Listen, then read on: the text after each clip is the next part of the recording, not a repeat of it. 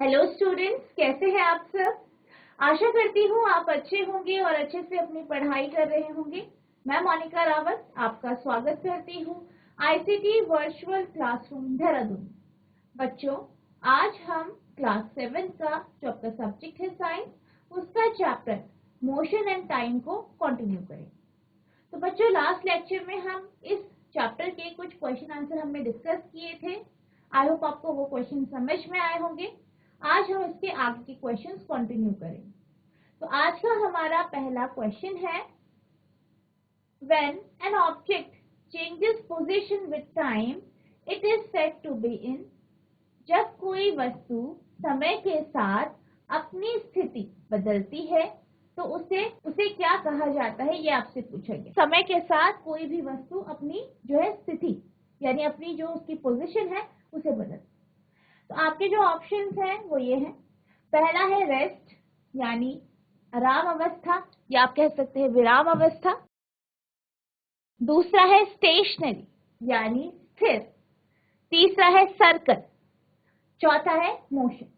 आपसे ये कहा गया है कि कोई वस्तु है वो समय के साथ अपनी स्थिति को, अपनी पोजीशन को बदल रही। तो जब भी हम बात करते हैं किसी भी वस्तु की जो कि समय के साथ अपनी स्थिति चेंज कर रही है, स्थिति बदल रही है, तो हम ये कहते हैं कि वो वस्तु मोशन में है यानी गति में। यानी अगर हम इस क्वेश्चन की बात करें तो इसका जो आंसर है वो आपका ऑप्शन डी है यानी मोशन। अब हम चलते हैं अगले प्रश्न की तरफ। हमारा अगला प्रश्न है, a motion in a straight line in a fixed direction represents a.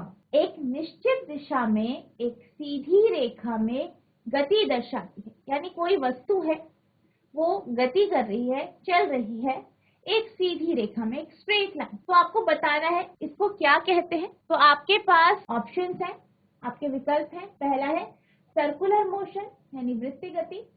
दूसरा है यूनिफॉर्म मोशन, समान गति या एक समान गति।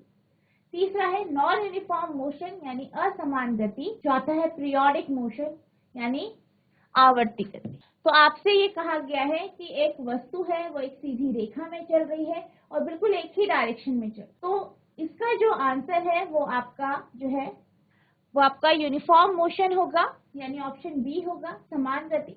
तो जब भी हम बात करते हैं स्ट्रेट लाइन मोशन की तो नॉर्मली हम यूनिफॉर्म मोशन यानी समान गति या एक समान गति की ही बात करते हैं। और अगर हम बात करें यूनिफॉर्म मोशन की तो यूनिफॉर्म मोशन कैसा मोशन होता है, कैसी गति होती है, जिसमें समय के साथ वस्तु जो है उसकी स्पीड जो होती है, उसकी जो चाल होती है वो बराबर होती है। यानी समय के साथ वो बराबर दूरी तय कर, बराबर समय में जब बराबर दूरी तय करता है तो हम क्या कहते हैं कि वो वस्तु आपका यूनिफॉर्म मोशन में है या समान गति या एक समान गति में है।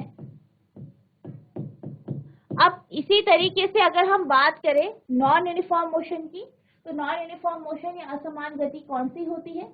यह वह गति है जिसमें जो है समान समय अंतराल में समान दूरी तय नहीं की जाती। यानी अगर हम किसी वस्तु की बात करें तो वह वस्तु जिसकी स्पीड बदलती है, कभी ज्यादा होती है कभी तेज होती है, ऐसी वस्तु को हम असमान गति में या नॉन यूनिफॉर्म मोशन में कहते हैं।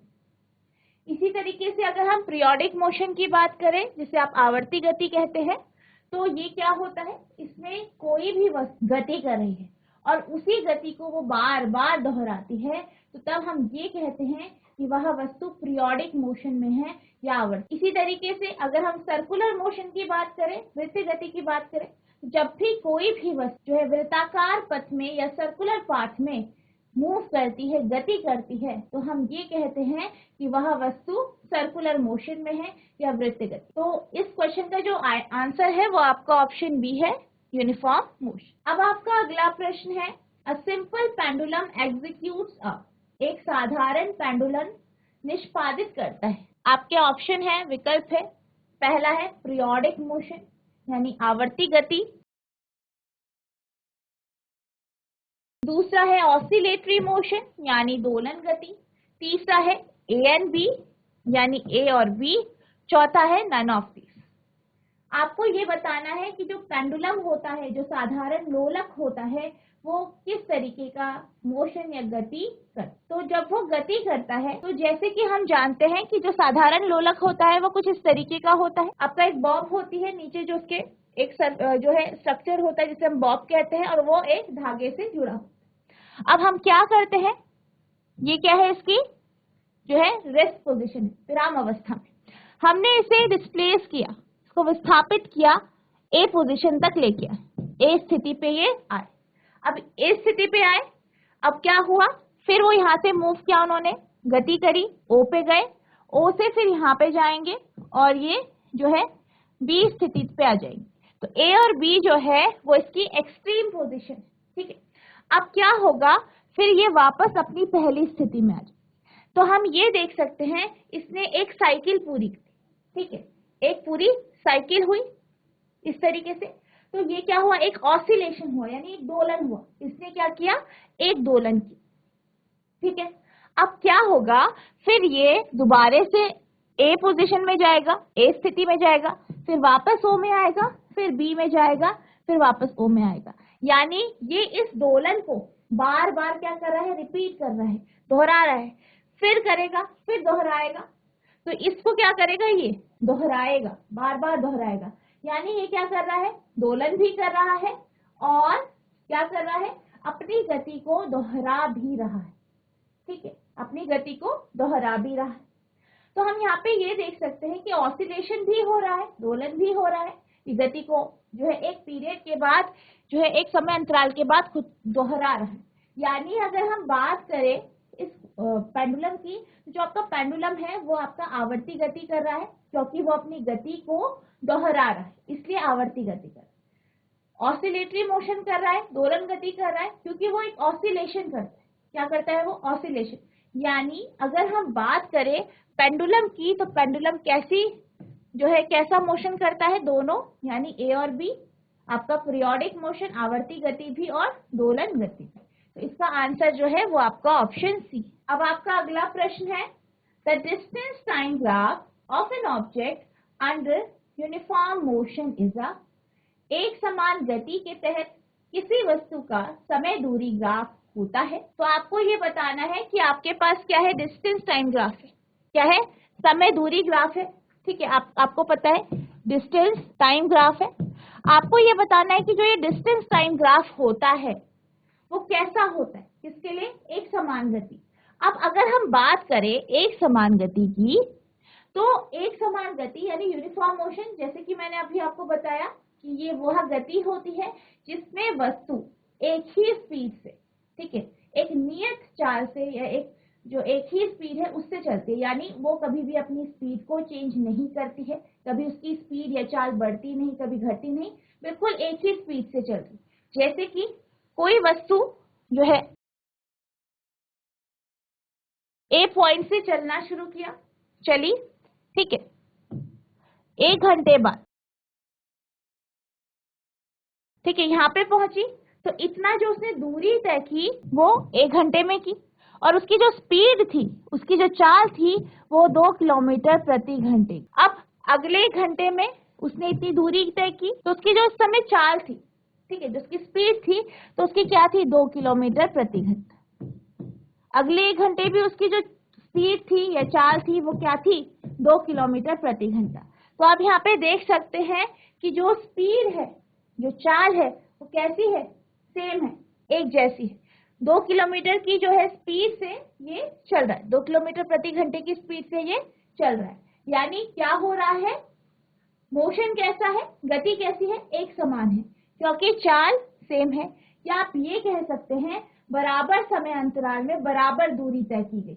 यानी 1 घंटे में 2 किलोमीटर की दूरी तय की, अगले 1 घंटे में फिर 2 किलोमीटर की दूरी तय की, फिर अगले 1 घंटे में 2 किलोमीटर की दूरी तय की। तो आप ये कह सकते हैं, या आप ये कह सकते हैं कि जो स्पीड है, जो चाल है, वो एक जैसी है, सेम है। या आप ये कह सकते हैं कि बराबर समय अंतराल में बराबर दूरी तय की गई। तो ये आपका यूनिफॉर्म मोशन होता है। अब आपको ये बताना है कि इसका ग्राफ कैसा होता है, इसका ग्राफ कैसा होता है। तो जैसे कि बच्चों हमने जो है चैप्टर जब हम पढ़ रहे थे, हम चैप्टर को जब हमने डिस्कस किया था, तो हम समय दूरी ग्राफ के बारे में समझ रहे, जिसमें हमने एक ग्राफ बनाना भी देखा था, कैसे बनाते हैं ग्राफ। और आपने क्या देखा था, जब भी हम यूनिफॉर्म मोशन की बात करते हैं तो इसका जो ग्राफ आता है कुछ इस तरीके का आता है। इस ग्राफ को हम स्ट्रेट लाइन ग्राफ कहते हैं। क्या कहते हैं? स्ट्रेट लाइन ग्राफ, यानी जो है सीधी रेखा वाला ग्राफ होता है ये।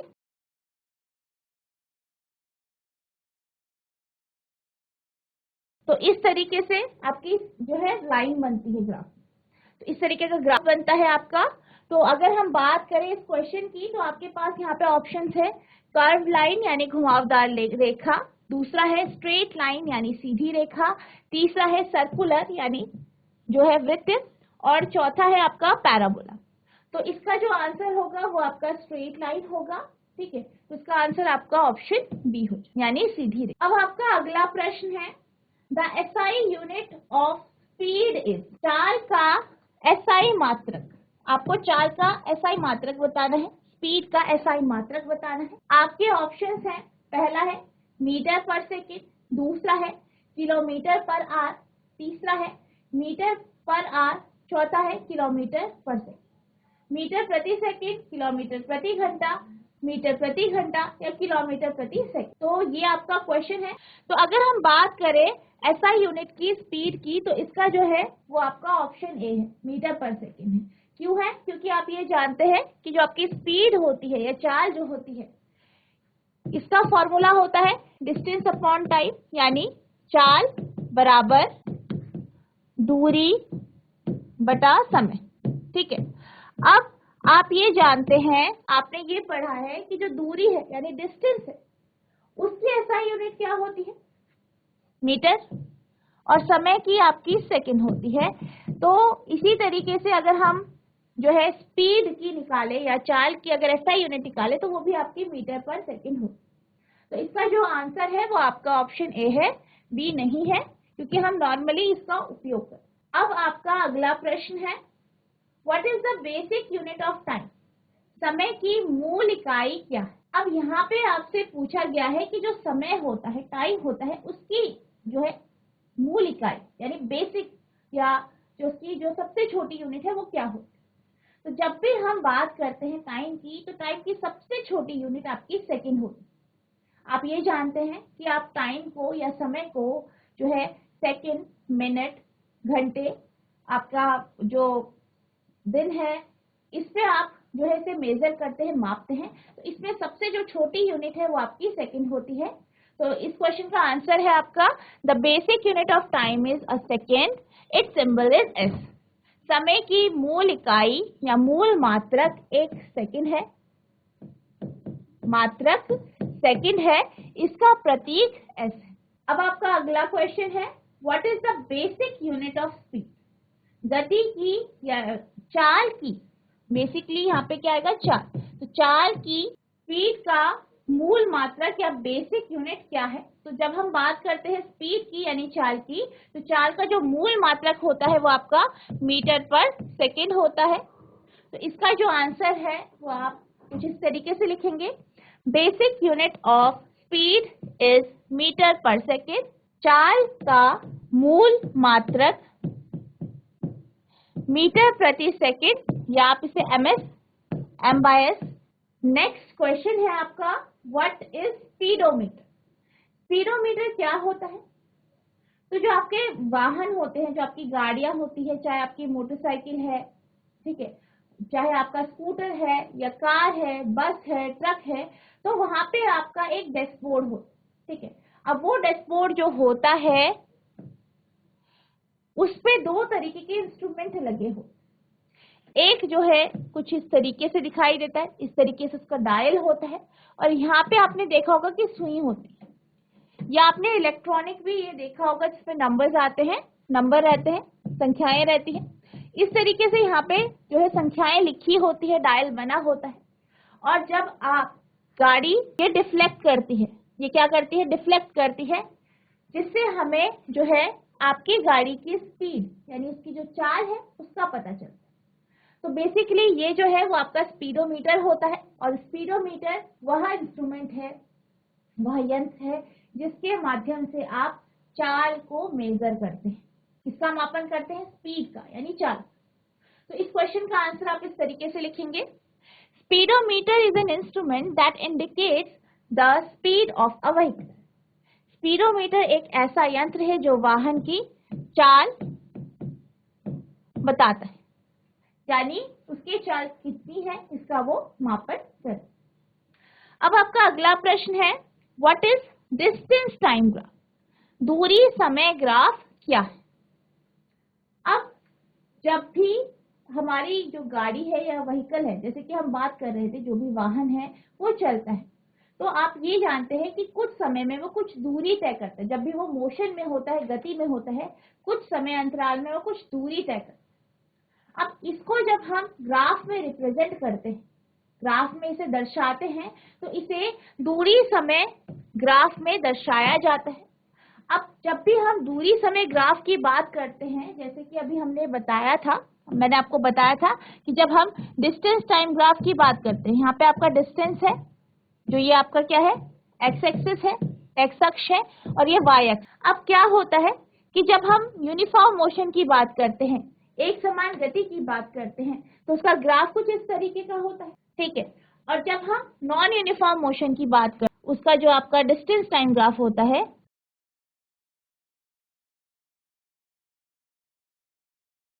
वो कुछ इस तरीके का होता है, यानी वो कर्व की फॉर्म में होता है। और जो आपका यूनिफॉर्म मोशन का होता है वो इस तरीके से स्ट्रेट लाइन ग्राफ होता है, ठीक है, इस तरीके से स्ट्रेट लाइन ग्राफ होता है। अब जब हम इस समय दूरी ग्राफ की बात करते हैं, तो जब भी हम इसका स्लोप निकालते हैं, तो जब हम इसका स्लोप निकालेंगे कुछ इस तरीके से, तो हमें इस ग्राफ की स्पीड पता चलेगी, यानी जिस वाहन का ये हमने ग्राफ बनाया है उसकी स्पीड, उसकी चाल को मेजर करने के लिए हम इसका स्लोप निकालेंगे। तो जो आपकी ग्राफ होता है, जो आपका दूरी समय ग्राफ होता है, इसका जब आप स्लोप निकालते हैं तो इससे हमें जो है वाहन की स्पीड का पता चलता है। तो हम ये कह सकते हैं कि जो आपका समय दूरी ग्राफ है वो जो है वाहन की जो चाल है उसका पता लगाने में मदद कर। Distance time graph represents the speed of an object. दूरी समय ग्राफ किसी वस्तु की चाल को दर्शाता है। अगला है, व्हाट इज स्पीड? चाल क्या है,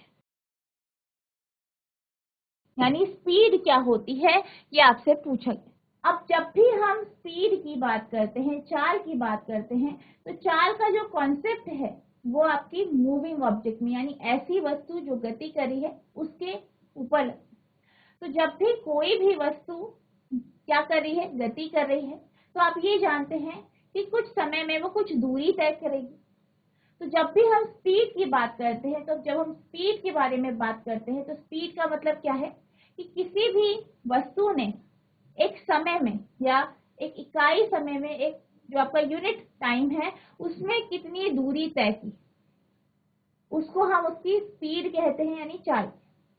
अब जब हम स्पीड के फॉर्मूले की बात करें, तो स्पीड जो होता है वो बराबर होता है डिस्टेंस